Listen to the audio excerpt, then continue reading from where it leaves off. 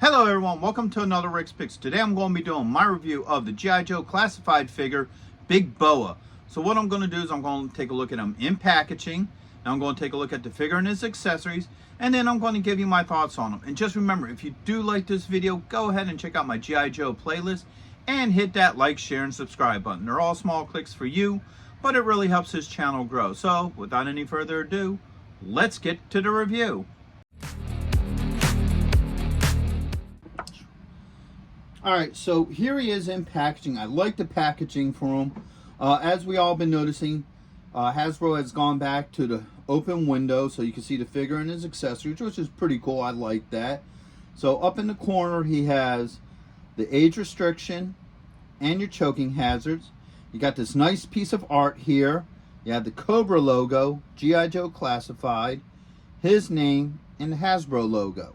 And then, of course, you have this nice window here where you can see him and all his accessories. Spinning around this way, you got the piece of art from the front, G.I. Joe classified, and his number. All right, you spin him around this way, you get this nice picture of the figure in a fighting ring, his number, a couple of his extra details. All right, you have his stats here, and you have your legal underneath. Spinning around this way, you got your QR code and his stats and the G.I. Joe logo. Spin it to the top. You got the Cobra logo here and his number. And then underneath you got your legal and SKU. So with all that being said, let's open him up and see what he's about. If you're going to be in the Philadelphia area from September 7th and 8th, then you got to check out RetroCon 2024 at the Philadelphia Expo Center. They have lots of great tables and vendors selling all sorts of retro action figures and collectibles. Plus, they have guests, arcade games, contests, panels, and much, much more. In honor of 40 years of Transformers, they will have a 40-year anniversary display stand that you could take pictures with. Special guests will be including Anson Williams, who played Potsy in Happy Days, Don Moss, who played Ralph from Happy Days and also played Eric from Dungeons & Dragons, the cartoon. Actor Lee Majors will also be there, best known for playing the $6 Million Man and the Fall Guy. He was also in Ash vs. the Evil Dead and The Night the Reindeer Died. So not only do they have the $6 Million Man, but they also have Lindsay Wagner, the Bionic Woman. Greetings, Starfighter! Lance Guest will also be appearing, best known as starring in the movie The Last Starfighter, and also appearing in both Halloween 2 and Jaws the Revenge. And right next to him will also be Catherine Mary Stewart, best known for The Last Starfighter and also known for Night of the Comet and Weekend at Bernie's. Voice actor Michael Bell will also be there, known for being the voice of Duke, Prowl, and other iconic 80s characters. So next we have Townsend Coleman, best known for being the voice actor for the original Michelangelo, also the Tick, and in Transformers Animated. The tag team wrestling sensation, the Nasty Boys, will also be there. And after RetroCon, head on over to Arnold's where you can see the rock band Cybernetic Spree. Hurry up and get your tickets now because they sell out quick. So here he is out of packaging. He's a pretty cool looking figure. I like the overall look to him.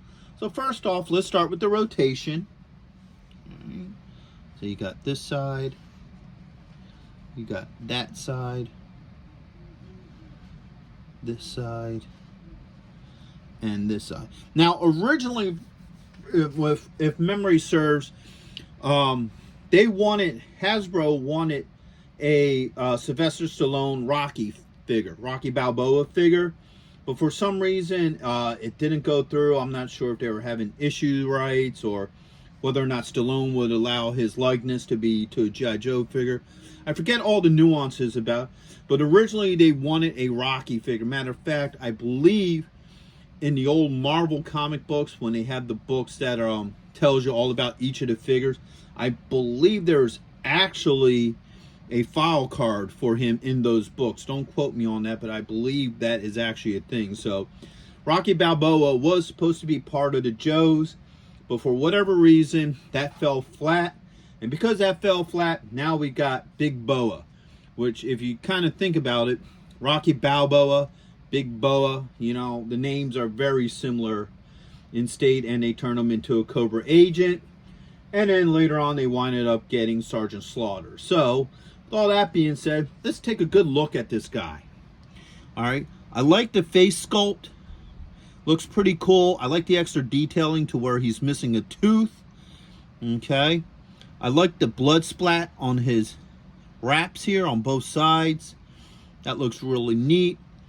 This piece here is like a loose rubber, so it's not even part of the figure. I like how that looks. All right, the boots look nice. I like the detailing into the boots and what have you. So far he's an overall pretty cool looking figure. So let's start getting into his points of articulation. So the head does move.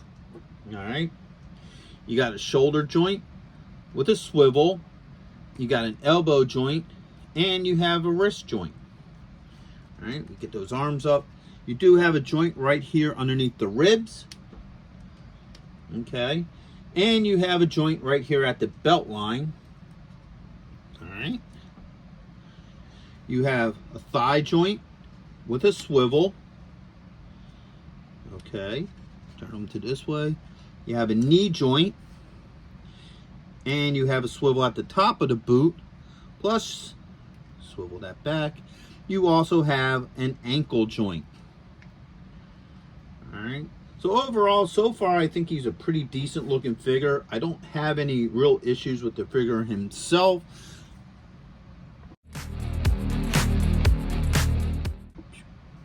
So next up, let's start looking at some of his accessories. So first off, he comes with his iconic helmet. All right, let's take a good look at that. That looks pretty cool. Now, on the original figure, the helmet didn't come off. The original figure, he just wore the helmet. You couldn't see his face. So this is a neat little thing to do with him. You know, it gives him a little bit more personality opposed to just a guy with a helmet. So I kind of dig that. He comes with his iconic boxing gloves. So you have this one here. Now, if you look at it, you get the white inside the glove as well with the Cobra logo, which is really nice. And the same with this one here. All right. Now, he comes with a couple weights. So you got 90-pound weights here that he can lift. All right. So we're going to start with the weights. So let's get him into a position that makes it look like he's lifting weights. Open up those fingers. Now the nice thing about these G.I.Joe classified figures is usually their fingers are pretty movable, so you can open them up easily. His is kind of giving me a little bit of a problem, but not a whole lot. All right, let's get the other one, this other hand. So his fingers are a little bit stiffer than most Joe figures, but you can still get that movement in them. And now you can have them, you know, get them back on the stand,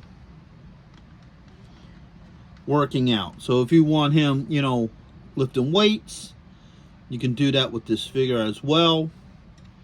All right. Now, the one thing he is missing that the original figure had was the original figure came with a punching bag on a stick. So there's like a little platform, and then the stick came up, and then you had a punching bag for him. I guess they decided to replace that with the weights instead of having the punching bag. It's not a major thing. It's a minor thing, but still something worth mentioning. So now let's see how everything else works with him. So I'm going to just take these hands off. Okay. And put on the boxing gloves. Now, once again, with the original figure, if memory serves, you couldn't take... Actually, I think you could take the boxing gloves off. I forget. I haven't had that figure in like ages. So, I believe you could take the gloves off. I'm not 100% sure of that. Alright. So, as you see, both gloves fit on really well with him. I have no issues with that. Now, next is the helmet. Now, this is a head swap helmet. I've been noticing with a lot of other figures, that they've been, you know, just being able to put the helmet on. I kind of like that better than the head swap, but he's one of the ones, I guess for some reason they decided it'd be a head swap. So that head popped off pretty easily, no issues. All right. And that is on. All right, so the head swapped out pretty easily. I have no issues with how the head swaps. So let's take a good look at him with the head or helmet on with the two boxing gloves. So overall, everything seems to fit on him pretty well.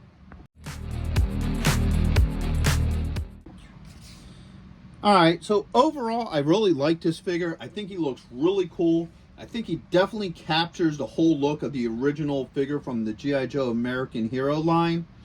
I like the factor that all his accessories swap out really well, no issues. His hands and head swap really easily without any issues. All his joints move very well. I didn't need to use hot water, nor do any of his joints jingle, so I kind of like that as well.